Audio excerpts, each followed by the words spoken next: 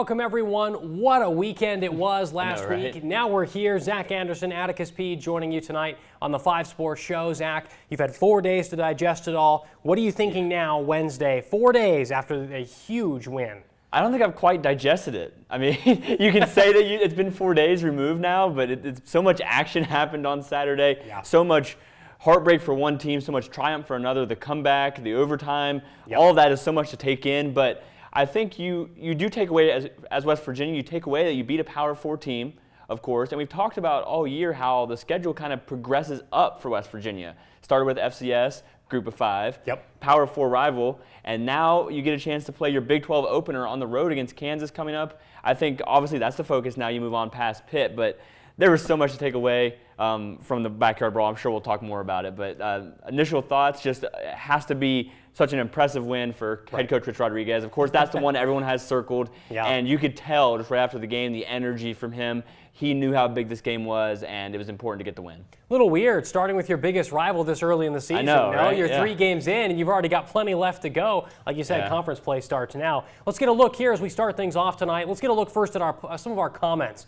left for us on YouTube. Hard edge, eat grit, Pitt. I've never heard that. That's a good one. I appreciated the censoring there. That was good.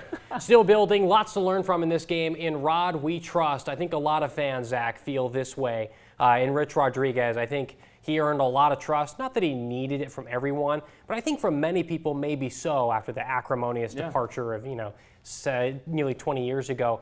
This, I think, helped a lot. Oh, there were still questions going into this game, of course, after the Ohio loss. People were, indifferent about Rich Rod so far back at West Virginia. But then when he comes in and does this against Pitt, that's, of course, going to win over a lot of fans. Beating your biggest rival, that's the best way I can say it. It's going to win over fans that way. It really did. Now let's take a look at we got another comment we wanted to get to here tonight. Plenty of comments left for us. Thank you for doing that. Please keep doing this. We love your comments. And one of the fans here, I was there. Our fans were starting to leave with 9 minutes left. They showed that briefly on the broadcast, Zach, and they never went back to it again. So, and I hope that means people stayed. I, of course, wasn't able to see up close. Sucks for them because our boys didn't give up and put on one hell of a show at the end, says Eric Haggerty there. Zach, obviously can't disagree with that. Everyone, of course, feeling the excitement. Huge win over Pitt. Now, for me personally, I think that the biggest thing that sticks out from this game, there are plenty of things that stand out, of course, from this dramatic win.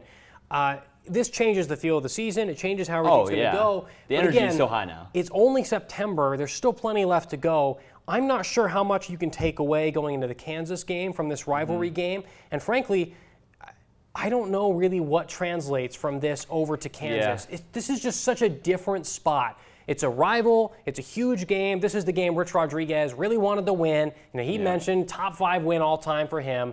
I don't know if you can take this emotional, heavy, dramatic performance. I don't know if this really translates going forward. Hopefully it does, because there was a lot of good from West Virginia this week. That's exactly what I was thinking. Rivalry matchups, especially this one in the Backyard Brawl, there's a lot of emotion and a lot of energy behind it. So it usually leads to maybe a sloppy game or a game where it might get out of hand on one side, or really it's unpredictable is the big thing I want to say, because this game was easily unpredictable. We don't talk about betting odds, but the odds did change quite a bit coming into this game before kickoff. So a lot of unpredictability in a rivalry. You never know what's going to happen. And I think that getting it to go his way, of course, was the most important thing. But going into the Kansas game, other than it being another Power 4 opponent on your schedule and starting conference play, there's not a lot of comparability there. There's not a lot of things that you see from Pitt that you take to Kansas, because the Pitt game is almost a wash in some ways, because you feel like that there's so much behind it outside of what's actually happening on the field. I know that's kind of hard for me to put into words in the way I'm saying it, but there's just so much that comes with a rivalry that it doesn't quite turn out for the best product on the football field. Right. I think that's very true. And, you see the 31-24 final score. That's, of course, what everyone's going to remember from this week. But, Zach, I think there's plenty of opportunity for both good and bad as we go forward from here. Number one for me is West Virginia looked very different from the Ohio game. And I'm not sure if West Virginia had lost to Ohio, frankly, if they win this Pitt game. I think the Ohio game was such a kick in the teeth. Losing to a MAC team. I know, it's like... It felt like everything sort of changed from there just to help kind of galvanize the team here. The team, maybe you start playing with a chip on your shoulder. Yeah, not just a chip on your shoulder, but also an understanding of, hey, just because Rich Rodriguez is here, we're not just going to be good right away. It's going to take more than just that. So I think they showed a lot of what they can do against Pitt. But also, you know, I wonder if going forward from here, there were plenty of good things that happened. Also some weird things as well. Yeah. We'll get to the quarterback thing in a minute, actually. I don't want to jump too far ahead here. Yeah, we'll Let's get there. stay with the good for a moment. We still want to enjoy the rivalry win, of course. This isn't meant to be a bad thing about West Virginia. They've so much good they showed. But as we go forward, I think the number one good thing that came out of this game, Ty Edwards. There's a starting running back on West Virginia's roster. That is very clear, and he dominated that game. Oh, yeah, he certainly dominated. I mean, you took a step forward in the offense as a whole, and getting a running back to come out and show himself and really take over, I mean, I think we all can agree it seems like Ty Edwards is the RB1 for West Virginia. That should be obvious. That should be obvious. No question there, yeah. So you have your RB1 now. You finally get to solidify that position, something that was so uncertain. Questions were being asked after Jaheim White's injury. Right. That position is finally solidified. The quarterback, like you said, we'll get to it. Yes. But having one position on the offense there, a group that has been struggling to start the season outside of the Robert Morris game, that group needed some stability, and you might find it finally with Ty Edwards. I mean, we saw the performance. Yeah. He has the capability to do that this season. And Rich Rodriguez mentioned in his press conference on Tuesday this week that there's going to be still a bit of a mixture, of course. Ty Edwards, I think, has firmly established himself, number one, but Edwards isn't really in full game shape. True. Rodriguez mentioned he's not sure. You know, he says Ty's still getting in shape, probably got a little tired during the game, not used to that much of a workload. Yep. And I think, you know, Clay Ash is going to be a really big part of that going forward. It's going to be a two-man team still. Yeah, Still want those two main running backs. Clay Ash to be number two, Ty Edwards number one. Yeah, I think so too. So from here, we just need to see, can Edwards continue to do this? Because he showed a great amount of skill, great amount of speed, shiftiness, ability, all you'd want from a big running back. He did not look big. I mean, he looked like that dude could do anything out there. That was great from him. So now comes the question of, can we see that happen every week from here? And as we head into Kansas, we're going to learn, I think, a lot more about him as we get into a real meat of the schedule against real defensive lines week in, week out. And just using some common sense here, I mean, you would think as time goes on, he'll have more practice under his belt, more game experience. You expect him to become more comfortable and more, as you said, conditioned, in game shape. You expect that as the season goes on, but it's not going to be immediate. So Clay Ash will still get that work. I expect him to be like a third down back or a receiving back type of role for West Virginia, where he comes in the passing situations, where Ty Edwards isn't quite as polished in terms of his receiving game. So they're still going to complement each other, but I think it'll be Ty Edwards eventually to take the full, you know, bulk of the load, be the bell cow back, if you'd say, eventually. But like you said, it's going to take time, and Rich Rodriguez acknowledged that after the game and on Tuesday, that there's still time for Ty Edwards to grow. It will. And a little bizarre to hear Ty Edwards talking in the postgame about how he felt anxiety, so much anxiety about playing. You don't hear that from players. They usually don't admit that up front. And especially not, and you know, Edwards has come through a lot of junior college, lower colleges to get to hear the FCS level. Yeah, Northern Iowa. So pretty unique to hear that, pretty unique story, pretty easy to root for as well. Yeah, true. So we'll see if he can keep it up. I think that's a great way to start your Mountaineer career right there. I mean, his first game getting real action, he does that. I mean, that's a great start. Like against Pitt, you're going to have a lot of fans for a long time in Morgantown because of that. These next 4 years, you're going to be feeling really good every time you look across the border to Pennsylvania. True. Now, we want to move on from running back, of course, to the bizarre and good and strange quarterback position. Yeah, really strange. What a weird game that was for quarterbacks. We have, of course, highlighted here Nico Marchiol. He's the reason West Virginia won that game. Oh, yeah. Ty Edwards, huge part of it, of course, but the reality is Marchiol came down the field and he showed everyone what it meant to go down and win that game late. Why on earth was he taken out of the game after the first half? That was so bizarre. I don't know. And Coach Rodriguez after the game, I'm going to quote him here, or at least paraphrase. He said, "I'm the head coach of the Mountaineers. I can do what I want." And that was his reasoning behind switching the quarterbacks, which I thought was really interesting because Marchiol and the offense had been playing decent. They were leading the game at the time he was benched. You see Scotty Fox come in. He has two turnovers. He comes back out. You see Jalen Henderson come in. Offense didn't quite get going. That third quarter was hard to watch, to be honest. I'm sure many West Virginia fans out there can agree with me. That third quarter was a little tough to watch. So then you see Marchiol come back in, and the offense sparks again. And he leads them down the field. They score 2 touchdowns in a row. They score the touchdown in overtime, get right back into the game. So it's really interesting, the dynamic of the switches there. And to Marchiol's credit, Coach Rodriguez talked about his character, I should say, on Tuesday.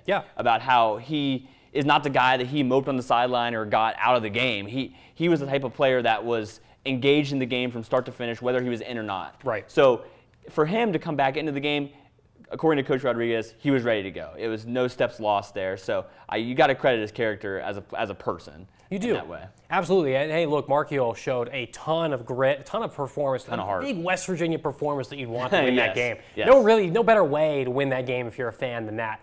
It was just so strange because as I went to the end of the first half, my wife turned to me and said, "Boy, Pitt's been terrible. Right? I didn't really are they this bad normally?" And Pitt was bad, of course. A lot of that came down to West Virginia's defense. But on the offensive side, I felt like what West Virginia did to make this work was Nico Markiel, he may not have been scoring touchdowns, and it was only 7 to 3.5, right? Yeah. But what he did was he extended drives. Those dumb 3-and-outs every other possession at Ohio were gone. Now it was once every 4 possessions.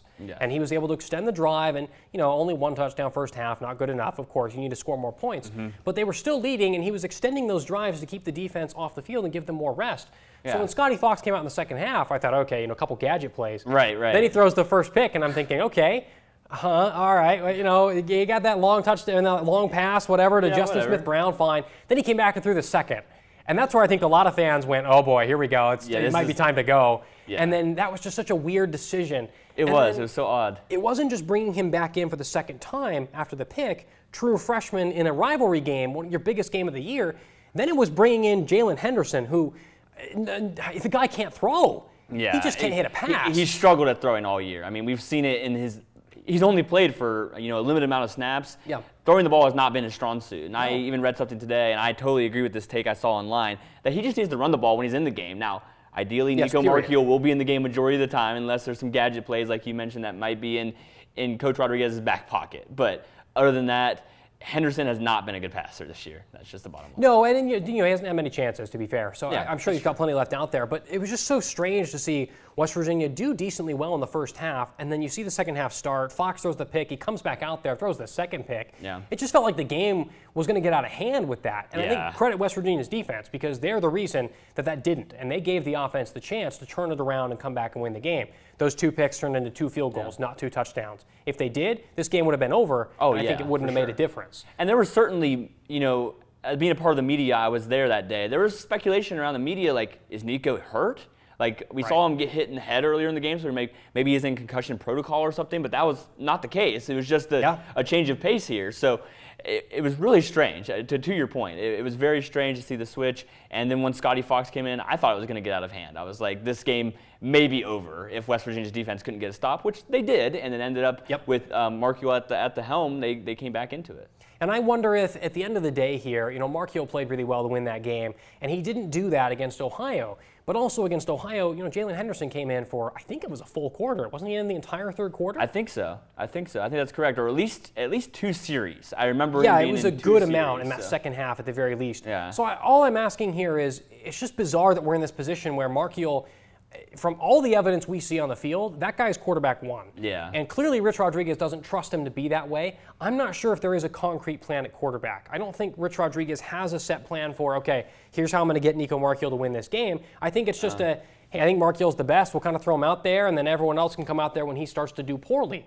or he doesn't do everything we need him to do, or I want him to do. Yeah. I don't think that's a way to win, and West Virginia wins this Pitt game, awesome, because of what Markiel does late. Yeah. But it's just so bizarre that we're having to deal with these 3 quarterbacks when and they're switching in and out, haphazardly. You don't know when they're going to switch in. There's no rhyme or reason to it, it seems like. So to your point, it's strange because my take on the depth chart is, Nico Markiel is your clear quarterback 1, albeit inconsistent sometimes. He's your guy. He's your starter. He's the guy you should rely on. But then you have Jalen Henderson as your 2, I believe. Yep. And he feels like the guy who's going to hold on to the ball but not really push the offense above its limits. Like not really, take it farther than it should go, like Nico could. And then Scotty Fox is kind of your young guy. You're a freshman. You don't know what you have in him. You're throwing him out there to see what he can do, see the experience.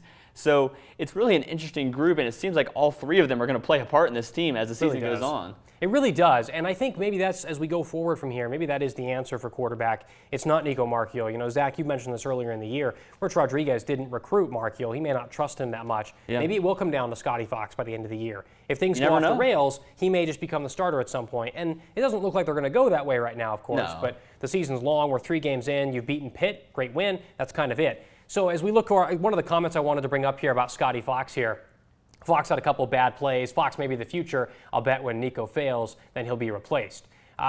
Hard to disagree with that. That seems like the plan here. That's basically the point you've been getting at here, is that if Nico's your guy until another option arises or something happens to where you want to replace him. So I agree with that comment for sure. Fox is probably the future as long as he sticks around at West Virginia, because he's so young, so raw talent. You don't know what you have in him so far. I think you could wait around and see what he has as long as he sticks here, of course. And, of course, Fox has already played in 2 games. You know, it might be more going forward here. We'll see what happens against Kansas, because it clearly doesn't seem like Marchiol's totally trusted. I know in the postgame Saturday night, Rich Rodriguez calls Nico Marchiol a winner. Yeah. Great, he is a winner. You don't trust him. And it seems pretty obvious. And that's not meant, flippantly or glibly here. That's fine if he's not going to do everything you need. Yeah. But it just seems pretty obvious. He's not totally quarterback 1 here. This is quarterback rotation room. Can we say quarterback 1A, 1B, 1C? Kind of like 4 on the depth chart? Yeah, like 1.5. Kind of like that. Yeah. So we'll get a clearer sense as we go forward here. The quarterback room is still in flux, though, as we get into the conference play in September. Yeah, I'm not sure. Going back to the very start of the show here, I'm not sure if this means West Virginia really has progressed to this really great state. They're going to go and do well against Kansas this week. West Virginia, they're underdogs against Kansas by a pretty big amount for a reason. Yeah. And I think it's that the offense still hasn't figured things out. I just think this rivalry game was just an emotional, crazy, dramatic, awesome win. Yes. I don't know if that's going to translate going forward. I think it comes down to the quarterback spot. This isn't settled. And I think one point in the offense that I want to touch on, you mentioned how the offense hasn't quite found their groove yet. Coach Rodriguez mentioned he's not quite a stats guy, but they did get 28 first downs against Pitt, which, albeit with how much chaos was a part of that game, especially in the second half, that's a pretty good number to finish with. And he said he doesn't keep an eye on it, but he knows that 25 is usually the benchmark for head coaches, what they're looking for to get it out of their offense. 25 first downs. So you get 28 against your rival. That's a step in the right direction for the offense. 31 points on the board as well. You only got 10 against Ohio. So there's some steps that have gone in the right direction. But like you said, it still doesn't feel like, it's just a feeling thing. It doesn't feel quite settled yet. I wonder if we'd be saying the same thing if Eli Holstein didn't play like Phil Dracovic or whatever. Oh, yeah. Like you remember that Pitt game 2 years ago? Dracovic was awful. Holstein played like that late. It was terrible. Did. He just kept ducking down into the D-line, and that's not meant as a Holstein is bad. I mean, the guy's like a dark horse Heisman contender in a lot of places. Yeah, a lot of people have him like that. WVU's defense really stepped up in this game. They did. And I said this on Saturday. Zach, it seemed like West Virginia's defenders had this sort of 5-foot fear radius around them. They kind of get to the edge, and he'd feel the pressure and go, okay, I'm done, even though they were still 3 steps away. It was just weird. And that is, of course, credit to Zach Alley's defense, credit to West Virginia's D-line, linebackers. They were aggressive. Incredibly well. Holding that team to 24, really great from West Virginia. That gave them the win. Yeah, and Alley mentioned after the game that one thing he focused on was showing Pitt something they hadn't seen. Yeah. He specifically put one, I don't remember exactly what he said, but there was one scheme specifically that he used against Pitt that he hadn't used all year. And he wanted to use that. I believe it was a 2-bandit package they had where they were blitzing one of their bandits into, to rush the passer. Right. And that was something that Pitt had not seen all year. So throwing that at them in a game like this obviously caused some chaos, and it worked for the defense. I mean, they got a few sacks, got some pressures on the quarterback, obviously forced some takeaways in this game. So something worked on defense, something clicked, and of course you got to credit that to Zach Alley. He's, a mathematician when it comes to scheming defense. You got to give him a lot of credit there. And the other part of that bandit scheme that Zach's talking about is when Fred Perry, the spear guy, the guy running around there, he would drop back as part of a cover 3, sort of a third safety, and he looked the part. Yeah, I saw him dropping back there, and I thought, oh boy, here you go, he's going to get burned all the time. He looked great back there. No, he looked like seamless in coverage. I mean, that kid obviously knows what he's doing when it comes from Jacksonville State. He's been under Rich Rod, under Alley. They both came from Jacksonville State together. So under this defense, you know how Coach Rod always talks about some of his players are freshmen in this scheme, how they're still learning. Well, Fred Perry is not that. He is clearly experienced in this scheme and knows what he's doing. So Perry, of course, big part of the defense. And this week going forward, you got 2 pieces coming back against Kansas who are going to be big. Chase Wilson, linebacker, leading sacks for West Virginia. He's got 3. And then the big one, Jamori Robinson. He's playing finally back, finally going to play after that weird NCAA class over the summer. Now you can finally rule eligible. Here we are. So, Jamori Robinson will make a big impact on this defense. It's already proven to be incredibly good. 13 sacks, second in the nation already. Not bad. Great place to start. Yeah, I didn't know that. That's a fun fact. So second in the nation in sacks, adding him onto that defense, that's just going to, increase the sack numbers. I mean, just That's a great ad. I mean, we thought Jamori Robinson might play against Pitt in the Backyard Brawl. There was many speculations that thought that he was going to suit up. I went out on the field and saw that he wasn't dressed, so then that was maybe 45 minutes until kickoff that we found out that he wasn't dressing for the game. So I thought that was very interesting. I thought that he might play against Pitt, but now finally Coach Rodriguez came out and said that he is going to play, which for the Mountaineer defense, I'm sure they're thankful to add another guy into an already solid group. You hope that the defense can only get better from this point if you're the coaches. Yeah, how many years has it been since West Virginia's defense was good? I mean, this is kind of fun. I got to think back for a while. I mean, I don't know. You go back to the Dana Holgerson era, right? But even then, they weren't that good. None of those defenses were good. I would say they were average at best in some seasons, especially with Will Greer in 2018. That defense was average. That led them to a ranked season. But I don't know. I might be hitting like early 2010s range. Just with the it's the Big 12. Everyone just throws. Maybe those Bill Stewart teams between Rich Rod and Dana Holgerson, somewhere in there. But before Rich Rod, I got nothing for you. I don't know. That's a good sign. Hey, good sign that it's turned around this quickly, and that Zach, longtime West Virginia fan, you can't even remember it. Yeah, so certainly not under Neil Brown, and certainly had some average defenses maybe with Dana Holgerson. So going back, I'm not sure. Maybe fans out there, leave us a comment if you can think of a defense that might be missing. Yeah, if you think of something, let us know. It's been a long time. It has been a long time. It has been a long time. Now we're going to see what they can do this week on the road in Lawrence, Kansas. So it's the start of Big 12 conference play. Kansas has a big new stadium they're unveiling here. I love this little rock chalk along the back with the seats. That is pretty sweet. You got to get that with West Virginia going in the upper deck there for the students soon. So, big game coming up here for both teams. Kansas just lost on the road last week. They lost in their rivalry game, the border war against Missouri. Yeah. Kansas led that game. This was happening much during West Virginia's game against Pitt. So Kansas led most of that game. Looked like they were on a good track to win, and then late just sort of gave it away. Missouri's quarterback went nuts. Bo Pribula, the Penn State guy, and just went crazy, and Kansas lost from there. So I think Kansas comes back with, they've proven they're a pretty good team. They've got their own 6-year quarterback, Jalen Daniels, who might be a better version of Parker Navarro, the Ohio guy you saw last week for the Mountaineers, 2 weeks ago now. So we'll see what they can do, because this is not going to be an easy game for West Virginia. Yeah, I think looking at Jalen Daniels, the quarterback for Kansas, he is Parker Navarro ×2. Now, I want to give Parker Navarro all of his credit. Great dual threat quarterback. Jalen Daniels does it better. Does it even better, plays in a Power 4 conference. You're going to see Jalen Daniels use that dual threat ability. Coach Rodriguez talked about it today, how he hates playing a mobile quarterback. I mean, he loves using a mobile quarterback on his own offensive unit, but playing it on defense, not quite the same. So Jalen Daniels is going to be everything that Parker Navarro was, and they had trouble stopping Parker Navarro. That's the bottom line. You need to stop the dual threat quarterback. You need to keep the quarterback in the pocket, ideally. Make Daniels throw. That's going to be a focus for the defense. That really will. Now, that's the big question coming into this week, because Kansas could try to do what Ohio did, which was bleed the clock out, right? Navarro would get an 8-yard scramble on 2nd and 5, and then you just restart that 1st and 10 clock over and over and over. It wasn't just all the points. So Kansas can do one of two things. They could do that again, but also Kansas can score plenty. And passing this year is where Daniels has really improved. Last year he completed 54% of his passes. This year it's 72. Last year it was 14 touchdowns, 12 pick ratio, pretty bad. This year it's 9 touchdowns to just 2 picks. That's good so far, He's had plenty of success. They've scored plenty of points. Can West Virginia slow that down and keep those completions to a lower percentage? That's going to be the key here. Like Zach mentioned, you've got to get the passing game shut down. You have to force them into the run. And I think if you look at Kansas's, resume, if you will, so far, their best win, you would say, is against Fresno State. I think they won that game by about 30 or 35 points. Week 0, yep. Yeah, those Week 0 games. So that's their best win so far, and they scored quite a bit of points in that game. Against Missouri, it was also a high-scoring game. I don't have the final score written down, but I believe it was 42-31. 42-31. So still 31 points, matching West Virginia's total against Pitt. So Kansas's offense can put points on the board. That's no question. It just depends on how the defense can key in on Jalen Daniels. We've talked about it, time and time again already here. So Daniels is the key on defense. You need to stop the dual threat quarterback. And one of the big things here too for West Virginia, now they played at home in front of a huge home field crowd, home field advantage.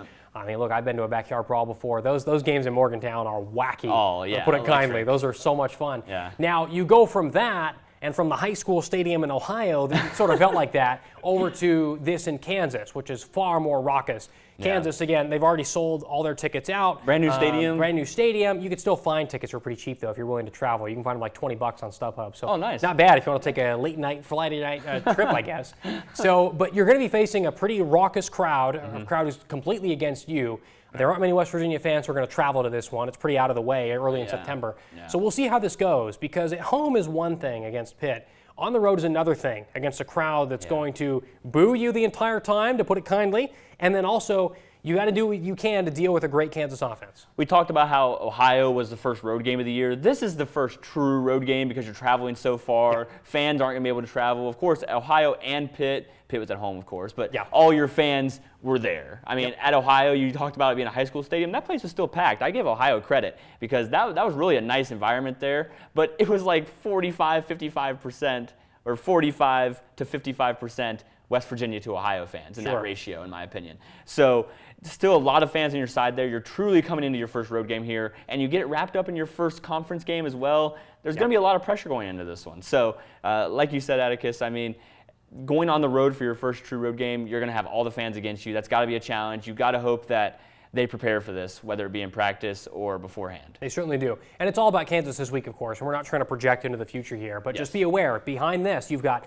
Utah coming to Morgantown. They look like Big 12 favorites. You got to go at BYU. That's not an easy place to play. That's going to be a very tough game. And it's a cross-country road trip on a Friday night, so it's sort of like your Thursday night NFL game. You lose those couple days of prep. That gets very difficult quick. Then you got to come back, and I think it's UCF after that. So UCF on the road, that'll be a bit of an easier game there. But still, if you lose this game, you could be looking at 3-4 pretty quickly. So you got to get, or 2-4, I should say, with 3 potential losses there. So you want to get at least 1 win out of these next 3 games, I think. Again, realistic expectations here. You're not asking for West Virginia to win the conference. That all sounds great. You beat Pitt, top of the world. Get 1 win out of the next 3. These are 3 tough games coming up. If you can get 2, gravy train. That's true. You want at least 1 right now. You're not asking for West Virginia to win the conference, like you said. You're absolutely right with that, but you need to get a win here. And I think you have a winnable game against Kansas versus Utah. Of course, the home environment makes a big impact against Utah. So maybe you look at that game as one you could win more, but the BYU game, I would chalk that as like a very low chance of West Virginia going into Provo and winning. I consider that very low. So you need to get a win against Utah and Kansas. You need to get a win there. One of those games. One of them on the road, one of them at home. I think you have to get one of those to really propel yourself into the second half of your season with a Big 12 conference slate, albeit fairly easy second half of the schedule. You mentioned UCF. We have Colorado. We don't know what they are yet quite with their quarterback situation. They're wacky is what it is. Yeah, they have a wacky quarterback situation So I believe they're starting their 3rd stringer this week. Not to get a little too off topic here. But their quarterback situation is even stranger than West Virginia's. No idea. We'll just leave that one where it is. Get back on track, though. West Virginia has some opportunities in the second half of their schedule. They need to get something done and really show some life in this middle part of the schedule. Yeah, like you said, you don't want to get into conference play and start with an 0-3 or an 0-4, and then you all of a sudden things are sort of spiraling and downhill. Downhill on the train. So you get a win here, I think it would go a long way. And the Pitt win, of course, goes an incredibly long way for you and the fans. But this conference win would be a big deal if you can get out 3-1 in September. And even if you can't, 2-2 in September, honestly, year 1 and Rich Rodriguez's scheme, all these new players, pretty good place to be, honestly. I think a lot of West Virginia fans, of course, you can leave us comments once again, but tell us we're wrong about the pessimism, of course. Yes, please tell us if we're wrong, right, whatever your opinion is, but I think West Virginia fans would take a season like that, starting 2-2 in September, with all new players, like you mentioned, all new scheme, all new coach, albeit familiar with the school. But you got to take away what you can with the circumstances. I mean, we mentioned it in our first few shows, 70 new players at least on this roster. They're all starting to mesh together maybe. That's what we're starting to see, but it's time will tell. Yeah, nothing like a big rivalry game to kind of get you back on track and get the whole team to rally around, right, after that Ohio loss. So as we end this one and wrap it up here tonight, Zach, what's your prediction? What's going to happen this Saturday night, Kansas? Oh, you're asking me first. I was hoping you'd go first. But, I've got my answer ready to go. But I don't want to piggyback off of you, but my prediction has been, I've been thinking about it. It's been so much up in the air. I think West Virginia will go into Lawrence and win.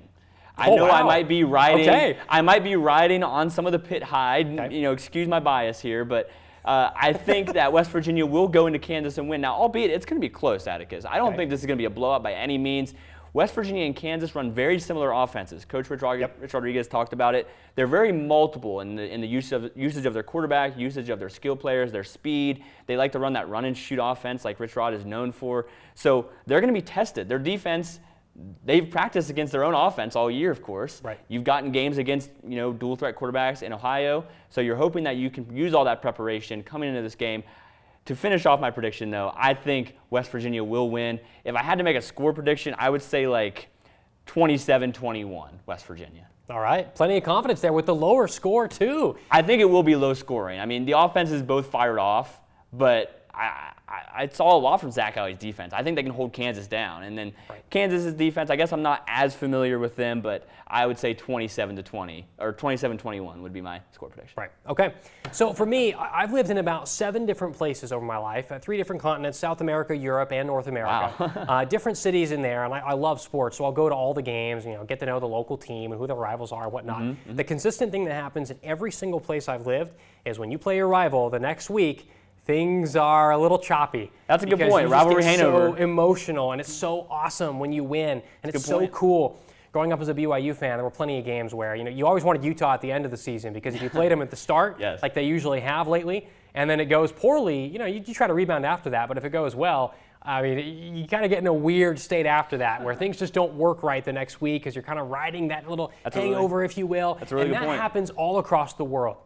You play your biggest rival, you win that game. It's really hard to move on from that, especially when it happens early. So I think West Virginia goes into Kansas and loses. The spread right now is about 2 touchdowns, 14 points. Yeah, I think it's 14 points in favor of Kansas. Yeah, I think Kansas wins by 3 scores or 4. I think it's an ugly game. And that's not to say that West Virginia is a terrible team. I just think that Kansas they're going to come back at home, and that home field advantage really means something in college football.